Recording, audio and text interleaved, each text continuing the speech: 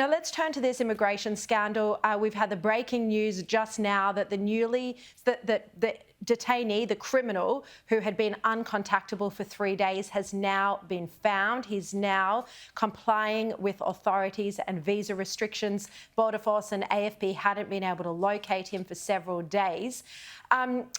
Andrew, now the government is looking at passing preventative detention laws. This whole issue became very heated in question time today. But doesn't the government need to give the public more information about which criminals are still refusing to wear the ankle bracelets? Well, Sharri, community safety has been the first priority of the government in responding to this High Court decision. The government put on very strict visa requirements onto those detainees after the High Court's decision.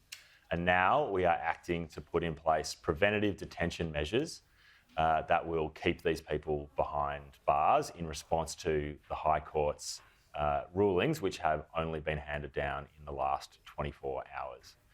Minister Clare O'Neil, who is the toughest Home Affairs Minister this country has ever had, has said that she will put together laws that are the toughest possible laws that are constitutional.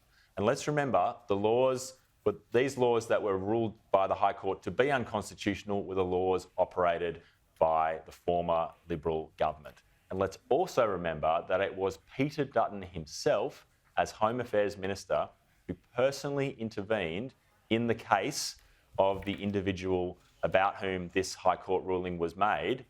And that personal intervention led to the situation where he was able to appeal to the High Court and put us in the mess we are currently in. So it is the failure of Peter Dutton and the Liberals regime that they operated, which the High Court has now ruled unconstitutional, which has landed us in the mess that the Labor government now has to clean up. All right, Bridget, do you want to respond to that?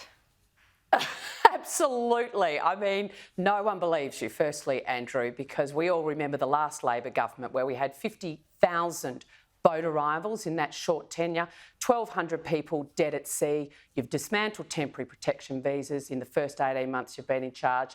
You've lost highly dangerous criminals. We've still got 3 of these people who are refusing to wear ankle bracelets. And in both the Senate and the House today, the government was asked serious questions, not only where is the detainee who's suddenly been found, but what of the other detainees, the 3 that have refused to wear the ankle bracelet? What measures can the government tell us they've got in place to ensure Australian safety? So on every single step, the government has failed to be prepared for the High Court decision.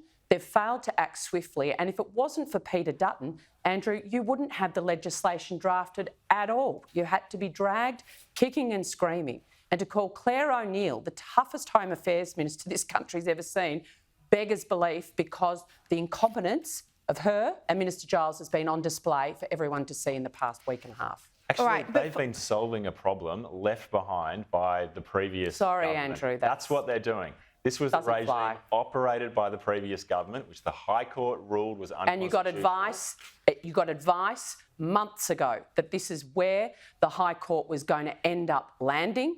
And a responsible minister, a minister that was supposedly the toughest we've ever had, would have actually had draft legislation ready to go as soon as the High Court decision was made out. Instead, last week you were all here arguing that you needed to wait for the decision before you do anything. Now, if it wasn't for us, the detainees would have been running loose for a week. Unlike you, Bridget, we want to make sure the laws that we pass are constitutional and are not going to get struck down again, because that actually doesn't help anybody. You should have been prepared. And that's why, now that the High Court has released their ruling in the last 24 hours, we're moving incredibly quickly to create a law which is constitutional and which keeps Australia safe. What are you doing about the 3 detainees who've refused to actually wear the ankle bracelets? How can we assure the Australian public what's actually being done with them so that they're not just roaming around our suburbs? Well, you're trying to change the topic. The fact was asked in question time twice in both the Senate to Foreign Affairs Minister and the Home Affairs Minister. Neither of them would answer it. From the government that invented silence on these issues, that invented Operation sovereign borders, and we're not going to comment on operational on-water matters, and cancelled all the press releases and took all the information away.